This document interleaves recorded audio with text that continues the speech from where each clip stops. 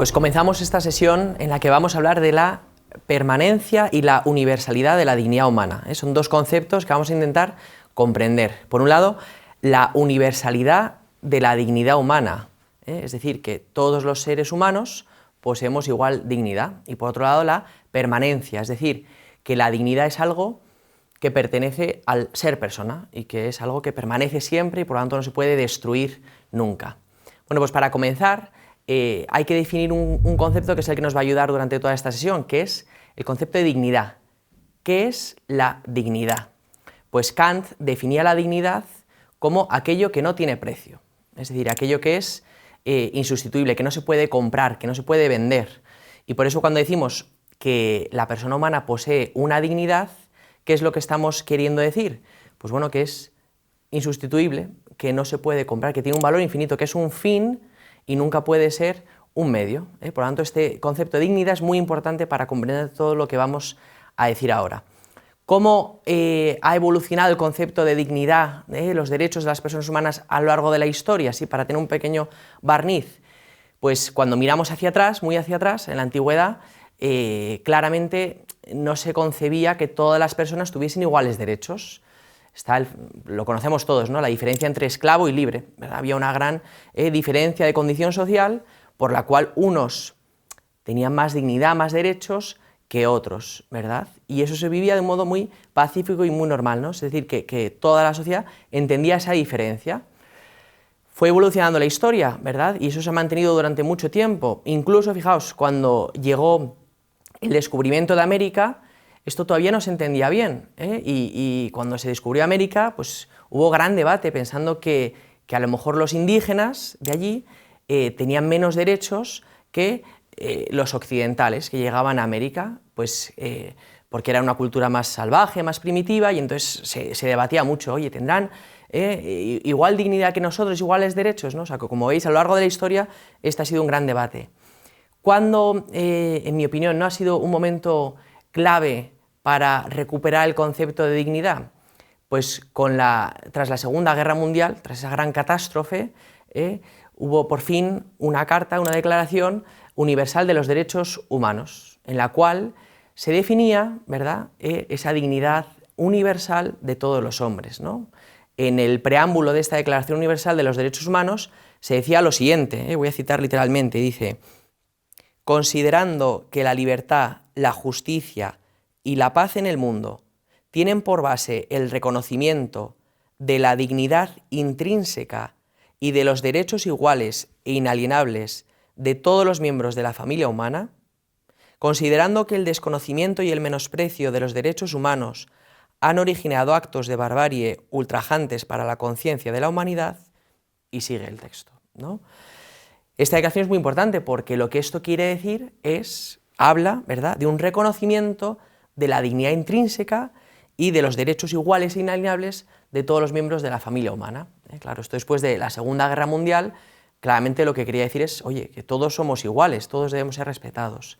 Y esta declaración es muy importante porque esta, pues no la hicieron católicos, es decir, que no es que digamos esta es la visión nuestra, sino que esta es una visión universal, se entiende que todo el mundo puede llegar a alcanzar este concepto.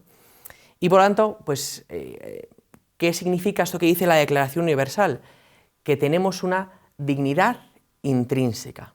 ¿Qué significa esto de intrínseco? O sea, la dignidad, lo que quiere decir es que no es algo externo, algo que pertenece pues al color de la piel, al sexo que tenemos, hombre o mujer, a la capacidad intelectual, a la cultura, a la etnia. No, dice, la dignidad es intrínseca, es algo que pertenece al interior de la persona. Y esto es importante porque, fijaos, lo exterior, lo externo no nos define, no define nuestra dignidad. Voy a poner aquí 3 ejemplos que lo vamos a comprender facilísimamente esto. El primer ejemplo es el de un bebé. Un bebé, externamente, la capacidad que tiene es muy limitada, ¿verdad? Un bebé por sí mismo pues no puede alimentarse, necesita de una persona que le ayude a alimentarse. Un bebé por sí mismo no puede cubrirse del frío, no es capaz de encontrar recursos para taparse, necesita que alguien le cuide, y por lo tanto, pues hoy un bebé está muy limitado externamente, tiene muy pocas capacidades para sobrevivir. Claro, y uno dice, ¿y un bebé tiene dignidad? Pues sí, ¿verdad? Nadie duda que un bebé tiene dignidad, que es persona humana. Este es el primer caso. Segundo caso, el de una persona que está durmiendo. Cuando alguien está durmiendo, no está ejercitando sus capacidades, ¿verdad? No está relacionándose con nadie, no está obrando cosas con sus manos, ¿no? Está, pues eso, en un estado de latencia. Y uno dice, oye, ¿y el hombre cuando duerme pierde su dignidad y después cuando despierta la recupera? Decimos, no, ¿verdad? El hombre sigue siendo persona cuando duerme, no deja de ser persona, ¿eh? Y por lo tanto se entiende perfectamente, ¿verdad? Que no pierde su dignidad cuando está dormido. Este es el segundo caso, ¿no? El tercer caso, que ya es un poco más complicado de entender, es el de una persona que está en estado de coma. Porque cuando está en estado de coma, ¿qué ocurre? Su capacidad externa no la ejercita. No puede relacionarse con nadie, no puede transmitir nada a nadie, no puede obrar nada físicamente. Y decimos, ¿y entonces pierde su dignidad por estar en coma? ¿Deja de ser persona por estar en ese estado? Pues claro, no lo pierde. Porque de hecho hay gente que vuelve del coma. ¿Y entonces qué ocurre? ¿Que de repente recupera su ser persona, recupera su dignidad? Pues entendemos que no, que la dignidad no se pierde. Por eso estos tres casos, ¿no? Pues nos enseñan un poco que lo externo, lo exterior de la persona no es lo que nos otorga la dignidad, sino que es lo interno. ¿Y qué hay dentro de nosotros que nos provoca, ¿no? Que digamos esto es persona y por lo tanto merece todos los derechos propios del ser humano? Pues bueno, en el cristianismo hablamos de una cosa que es muy importante, que es que somos imagen de Dios. Es decir, que la dignidad nos viene porque Dios nos ha otorgado una cualidad que ningún otro animal posee, que es el ser hombre, es decir, ser imagen de Dios. Quien no tiene fe o no percibe esto, pues bueno, hay otras cualidades que se han definido que nos otorgan esa dignidad, como por ejemplo la capacidad de razonar, que nos hace diferentes del resto de los animales, la capacidad de ser libres, que también nos otorga esto, y por eso, pues bueno, quien no cree en Dios reconoce que en el ser humano, en la persona humana, hay algo característico dentro de ella que le hace diferente del resto de los seres humanos. Por eso, ¿qué es la dignidad intrínseca? Pues bueno, es algo que tenemos internamente todos los hombres y que no depende de nuestra exterioridad. Pero claro, otra pregunta hay que hacerse. Oye, ¿se puede perder la dignidad? ¿Esto que el hombre posee puede perderse algún día? Pues bueno, voy a empezar diciendo un chiste, que es muy malo, pero bueno, para recuperar un poco y descansar en la sesión. Dice lo siguiente el chiste. Dice, si un fruto seco lo metemos en agua, ¿sigue siendo fruto seco?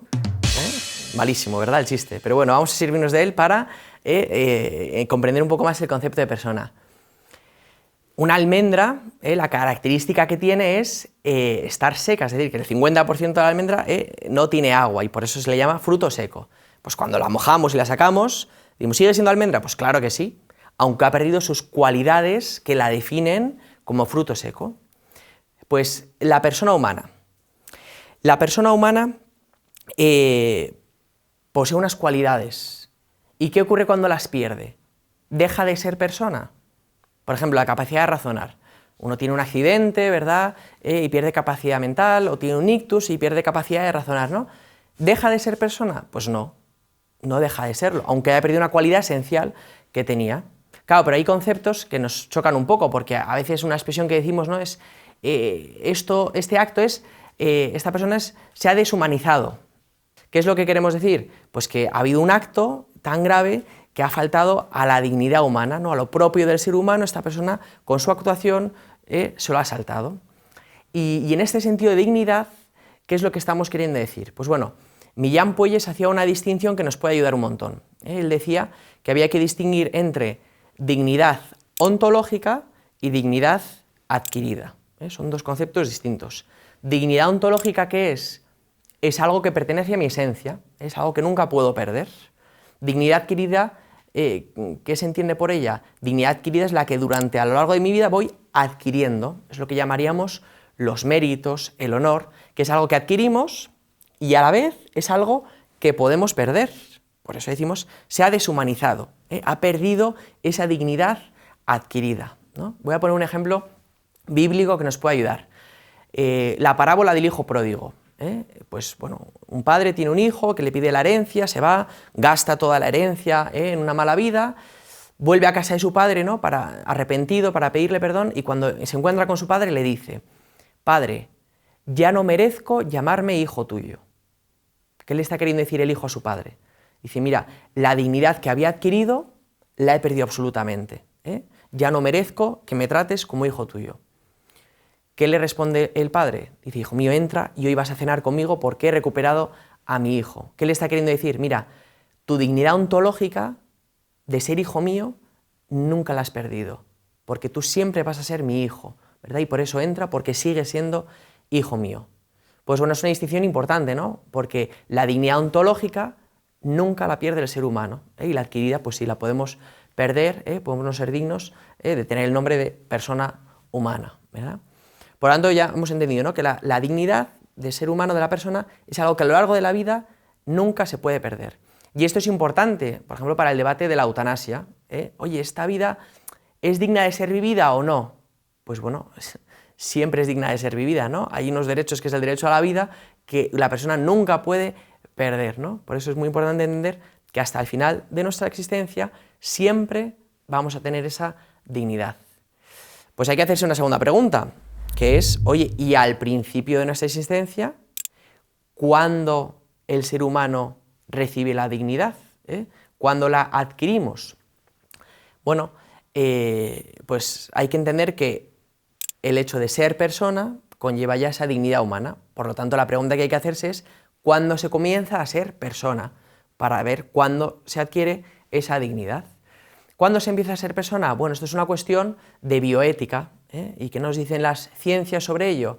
Pues nos hablan de la fecundación, como el momento donde el óvulo se junta con el espermatozoide, forman el embrión y entonces ya empieza a existir la vida, ¿eh? Es el mayor cambio cualitativo que existe en la creación de un ser humano, ¿eh? Por eso decimos que en cuanto ya hay vida humana, en cuanto ya hay ese embrión, podemos hablar de un ser humano, con todos los derechos propios de ello, ¿eh?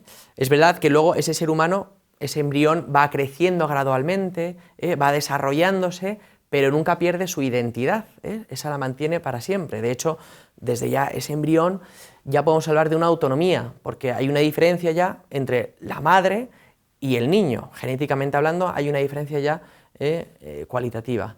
Por lo tanto, ese podríamos decir que es el origen.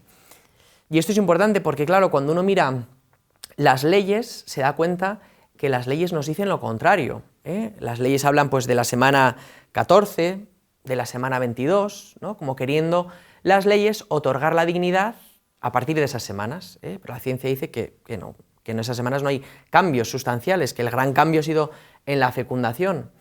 ¿Y cuál es el peligro de esto? Pues bueno, pensar que el Estado es el que nos otorga la dignidad, como si fuese un título que adquirimos gracias a que el Estado por fin me lo ha dado. Y eso es algo que el Estado no puede hacer. ¿Por qué? Bueno, porque si el Estado no puede quitarnos la dignidad de ser humano, ¿no?, al final de nuestra vida nunca el Estado puede decir: esta persona deja de ser humana, no merece ser llamada humana. Eso el Estado no lo puede hacer. Entonces, si no puede quitarnos una dignidad, es porque en el fondo el Estado tampoco nos la ha otorgado. Es el creador el que nos otorga la dignidad y al final de nuestras vidas es el que, ¿verdad?, nos vuelve a llamar a la existencia. Por eso, muy importante, el Estado no es el que nos otorga la dignidad. ¿Cuál es la misión del Estado? Pues bueno, las leyes, la misión que tienen es velar por respetar los derechos humanos, pero no el Estado tiene esa potestad de otorgarlos a nosotros. Pues bueno, ya a modo de conclusión, ¿no?, de esta sesión que hemos tenido, decíamos al principio, ¿no?, dos conceptos queríamos definir: la universalidad y la permanencia de la dignidad humana. La universalidad: todos los seres humanos poseemos igual dignidad. Y la permanencia, esta dignidad que poseemos los seres humanos por ser persona, nunca la vamos a perder, porque el hecho de ser persona lleva adherido esta dignidad propia de los hombres.